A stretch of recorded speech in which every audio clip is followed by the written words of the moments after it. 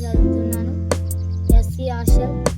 ఇక్కడ water tank ఒకటి లేదు, ఇక్కడ వాటర్ ట్యాంక్ ఒకటి బాగాలేదు. బాత్రూమ్కి, స్నానంకు, బట్టలు ఉతకడానికి అన్నిటికీ ఒకటే వాటర్ యూజ్ చేస్తున్నాము. వర్షాలు కూడా పడ్డప్పుడు పైన క్యాప్ లేదు, దాంట్లో కూడా కలిసిపోతాయి, అయినా మేము ఇవే తాగుతున్నాము.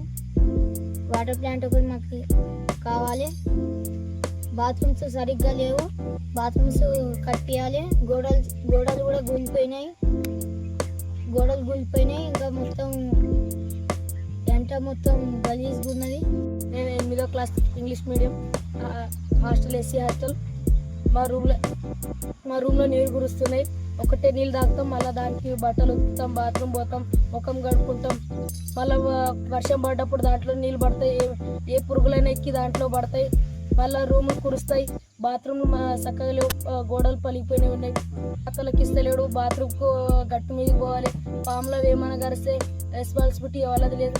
బాత్రూమ్లు మంచిగా లేక మేము గట్టు మీదకి పోతున్నాం. సీజన్లలో ఏమైనా గరిస్తే ఏమైనా సార్ కూడా ఉండకొచ్చిన రోజు ఎప్పుడైనా వారానికి 2 సార్లు వస్తాడు పోతాడు. పెట్టెలో కొత్త ఈ యొక్క పాత వాళ్ళకి కొత్త వాళ్ళకి అందరికి ఇచ్చిండు.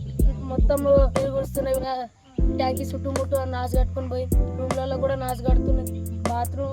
బాత్రూమ్ మంచిగా లేవు, దానికోసం మేము అందరం గట్టు మీదకి పోతున్నాం.